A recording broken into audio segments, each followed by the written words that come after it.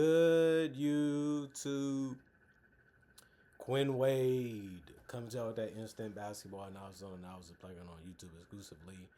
Of course, we're going to talk about the Houston Rockets beating the Indiana Pacers 126 to 119.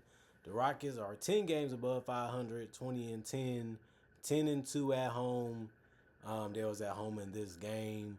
The Pacers 6 and 27, 1 and 15 on the road, and they lost another one tonight.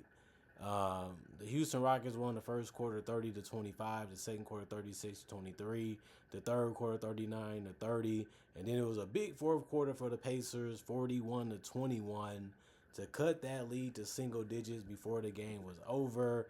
But they was never really close to winning the game anyway, as the Rockets just gave them hope that they could win, but it never really was hope that was going to get them to win. Pascal Siakam, 31 minutes, 23 points. That was actually the most on the team, but he was efficient. 8 of 16 from the field at the mid-range, going, the fadeaway going. He just very good at getting those spin moves and those pull-ups, even if it's from three. 6 of 10 from the free throw line, 4 rebounds. Everybody had a rebound or more or assist or more in the starting lineup. He also had 4 assists, 2 turnovers, 1 steal, 1 offense rebound, no personal fouls, was a minus 15 and plus minus. J Huff got a good dunk to go down reverse. Other than that, he only played 19 minutes. He had 8 points. He was 3 of 8 from the field, 2 of 4 from 3. 3 rebounds for him, 1 assist, 1 turnover, 1 steal, and a block.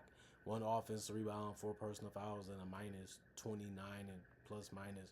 Just way too many fouls in a short amount of time.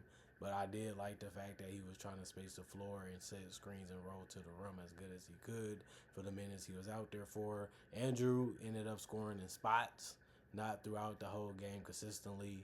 29 minutes for him, 11 points, 4 of 13 from the field, 2 of 5 from 3, 1 of 2 from the free throw line. 1 rebound, 2 assists, 1 turnover, 3 steals. No offensive rebounds for him. He also had 2 personal fouls and was a minus 13 and plus minus. Benedict Mathurin, 26 minutes, 14 points, 5 of 11 from the field, 3 of 6 from 3, 1 of 1 from the free throw line, 3 rebounds, 4 assists, no turnovers, 1 offensive rebound, 3 personal fouls, and a minus 13 and plus minus for him. The second highest scorer in the starting lineup. Like I said, you want more from him. You think you should be getting 20 plus from Benedict, but it depends on how the defense guarded him, depending on how the team is playing. And other than that, you're gonna need more from them in the future. They're gonna win more games, but they have lost so many. It's like, does the season even matter at this point for the Pacers, because their record is just so bad? Even in the Eastern Conference, it'll be damn near impossible to fix it, because you never know what's going to happen as the season goes on, good or bad. Johnny Furphy, 20 minutes, 9 points, 4 or 5 from the field, 1 or 2 from 3. 1 from the free throw line, 4 rebounds, 1 assist, 1 steal, 3 personal fouls, and a minus 12 and plus minus for him. Good game. You needed a great game if they was going to win this one, but it can be that way. Jarris Walker, 12 points in 24 minutes. He was 5 of 7 from the field, 2 of 3 from the three-point line, 2 boards, 3 assists, 1 turnover, 1 steal. No personal fouls and a minus 3 and plus minus. You're just happy that he was efficient and took good looks throughout the entire game and kept the ball moving and competed defensively. Tony Bradley, 11 minutes. He didn't score because he took 1 shot and missed it. And he also had 3 boards by the end of the game. He also had 1 of them that was offensive, 2 personal fouls, and a plus 4 and plus minus. Micah Potter played 12 minutes, had 3 points, was 1 of 3 from the field, 1 from 3, 1 of 1 from the free throw line. He had 3 rebounds and 6 assists, which is a good amount off the bench, especially when you only played 12 minutes. He also had 1 turnover and a block, 1 offensive rebound, 4 personal fouls, and was a plus 16 and plus minus. Just way too many personal fouls off the bench, though. That's the biggest criticism you can give him. TJ McConnell, 16 minutes, 6 points, 2 of 7 from the field, 2 of 2 from the free throw line. He had 1 rebound and 4 assists, 1 turnover, 1 steal, 1 offensive rebound, 1 personal foul, plus minus 13 and plus minus. Ethan Thompson played 4 minutes, still scored though, because he went 1-on-1 from the field, 2 points. He also had 1 assist, no turnovers, 1 personal foul, was a plus 14 and plus minus. Neesmith had a nice dunk. Other than that, he went 4 of 6 from three, 5 of 8 from the field for 14 points. That was the most off the Pacers bench. He also tied Jarris with the most minutes with 24 off the bench.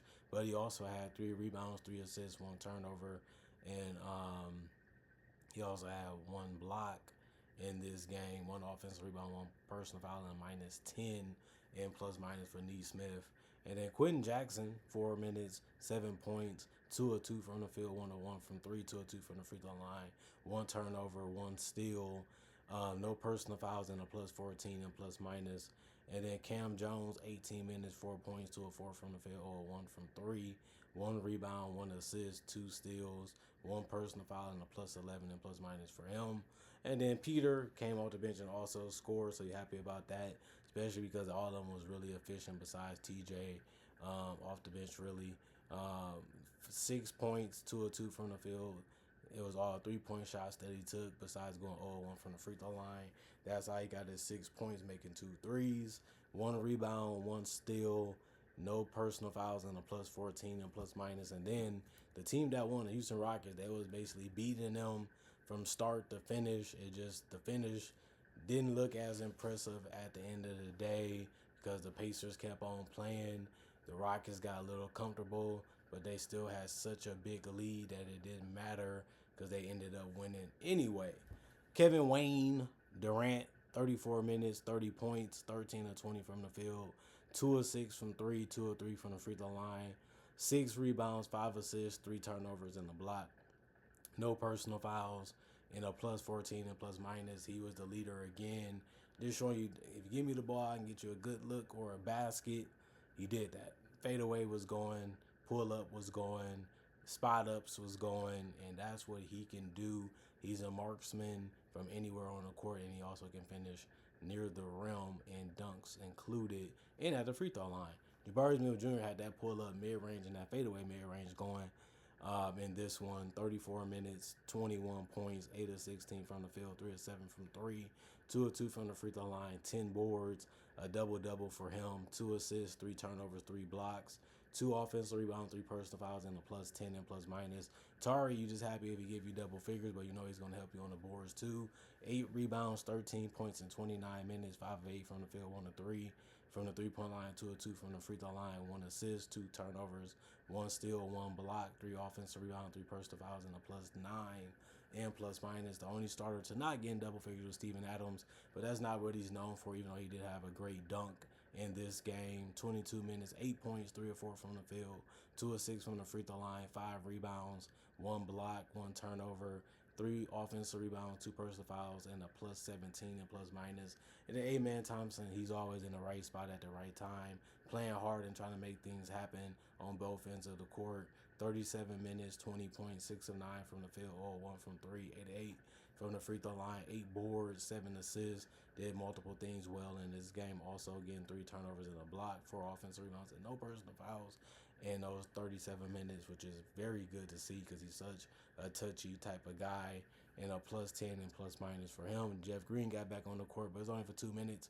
He scored again, so you got to be happy about that. He also had 1 turnover, no personal foul, finished as a -8 and plus minus. Dorian Finney-Smith, he finished with 16 minutes, 6 points, 2 of 3 from the field. It was threes that he took, but he made basically all of them besides 1. 2 rebounds, 1 turnover, 3 personal fouls, and a +8 and plus minus. Jayshawn Tate, 9 minutes, 2 points, 1 of 3 from the field, or 1 from 3, 1 assist. He also had no turnovers, no personal fouls, and was a -13 and plus minus. Clint Capella scored 3 of 4 from the field. Good finishes around the rim, 13 minutes, 0-1 from the free throw line, 7 boards, which was the most off the bench, 1 assist. He also had 2 offensive rebounds, 1 personal foul, was a +2 and plus minus. Then Aaron Holiday ended up playing 4 minutes. He didn't score. He also missed his only shot. That's why. He also finished with 0 turnovers, and he also had 1 personal foul. It was a -4 and plus minus. And then, Aaron Holiday was a -14 and plus minus. Josh Okogie, 13 minutes, 3 points, 1 of 2 from the field, 1 of 1 from 3, 3 boards, for him, no turnovers. He was the one that was a -4 and plus minus with one personal foul. And then J.D. Davis in 2 minutes, he scored because he went 2 of 2 from the free throw line. He had one assist, one turnover, one steal, one personal foul, and a -8 and plus minus. And then Reed Shepard, 13 points, 24 minutes, 6 of 12 from the field, 1 of 5 from three, one rebound, 3 assists, 2 turnovers, 2 steals, 3 personal fouls, and a +12 and plus minus. And then you look at the team comparisons. The Rockets shot the ball fantastic. 49 of 83, 59% from the field. The Pacers did take more shots because they took 88 compared to the 83 of the Rockets. They did make theirs at 50%, but it wasn't better than the Rockets. And then 10 of 27, 37% from three. The Pacers shot more threes and made it at a better percentage because they made 53% of theirs. And then 18 of 24 for the Rockets, 75% from the free throw line. The Pacers shot less free throws by four, and they finished with a 65 percentage at making them. And then 50 rebounds for the Rockets, 29 for the Pacers, 21 assists for the Rockets, 30 for the Pacers, 16 turnovers, 9 for the Pacers, 4 steals, 12 for the Pacers. That really helped them get back in it, besides making their threes. And then 7 blocks for the Rockets, 3 for the Pacers, 14 offensive rebounds, 7 for the Pacers, 36 defensive rebounds for the Rockets, 22 for the Pacers, 17 personal fouls for the Rockets, 22 for the Pacers. And like I said, the Rockets did shoot more free throws, and they made it at a better percentage. And the Rockets, they're showing you that they're a tough team to defend. They're a tough team to guard. They can be frustrating because they can make good shots. They can hurt you with the pass. They have a player like Kevin Durant that you can't really guard. You just hope that he miss because he's going to find a way to get to his spot and get to his shot. And once that's that, all you can do is try to defend it without fouling. If you do a good job of that, you're just hoping that it don't go in. And then the other guys are just good fill-in players that can handle the ball just a little bit to get you off balance, to hit you with a shot or a pass. And it's just a tough thing to defend, especially because you don't want them doing that, but you kind of want them to shoot because you rather them shoot that than a free throw or a layup. But since you got pick your poison anyway and they're good at both, you're just in a tough position for them to take a comfortable shot that they want anyway. So you're really at their mercy, and they're just having fun doing it for 48 minutes. But the Pacers, they've been struggling defensively. They've been struggling offensively. They just don't have the guys. They just don't have enough defensively. They just, when it comes to rim protection, when it comes to scoring, when it comes to consistency, they got Pascal Benedict. He's scoring the way he can, but it's not haven't been enough. TJ hasn't been enough. You look at their starting lineup. Aaron Nesmith is not enough. He's coming off the bench now, but you needed him to give you spacing. But then you need Nemhart. He hasn't really stepped it up too much. It's better than last year, but it's not enough, against the best teams and even the good teams. This team is just an okay team at best when they're really clicking, and that's why they have been having so much trouble winning games this year. They have some okay role players. I mean, you got to respect them. They're good enough to be in the league. They're good enough to score. They're good enough to contribute, but not against the best competition in the world. This roster is just not enough. Every single day and every single night. It sucks. I know it's similar to the one they had last year. They're trying to do some things, but that roster has some trouble too at some points of the season. But they had Tyrese, who's a guy that makes everybody happy, everybody better, everybody have more joy, and he's a cold-blooded killer when it comes to being clutch and wanting those moments, whether it's to set his teammates up or take it for himself. They just don't have that organizer like they had last year that made everybody feel good and make sure everybody got the shots that they like consistently. Like TJ, he's doing his best to balance scoring and passing, but he doesn't play enough, and he's nowhere near as tall and as good as a defender as Tyrese. They miss their heart, their body, and their soul for this roster and for what they need. But they tried to compete. They tried to do what they could this entire season. It just honestly just not enough. And, even at their best, they're okay, and that's why they've been losing so much this year. It sucks. If you're a Pacers fan, it sucks. If you was excited coming into this season thinking y'all be like a Celtics type of team where y'all still be able to be good enough to make the playoffs, and it just hasn't came close to happening for them. Other than that, comment, like, subscribe, share, hit the notification bell. to get the analysis when it first come out. I also do conversation videos, but about different topics about basketball and NBA content. If you like that type of stuff, I also do breakdowns of with real footage of legends, current legends, rookies, and also future stars. I also do mock draft and draft coverage too. Not only that, I also have over 4,000 videos already on my channel that you can watch right now and enjoy, and it's all for free. Not only that, I also have the ability to try to make videos every single day throughout the day to give y'all something to watch and look forward to when it comes to basketball and NBA content. Not only that, thanks for checking out the channel. Thanks for watching. Thanks for the love. Thanks for the support. Thanks for the appreciation of the content and how I make it, how I put it out. And I love making it for y'all. Y'all love watching it. That's the reason why we've been having so much success these last 10 plus years. And hopefully it continues even into next year. You know, you got to give a good start. You also got to have a good finish. I think I gave y'all as much content as I could give y'all. Got over 4,000 videos plus this year just because I've been putting in work basically every day to give y'all as much content as I can whenever I'm available to do it.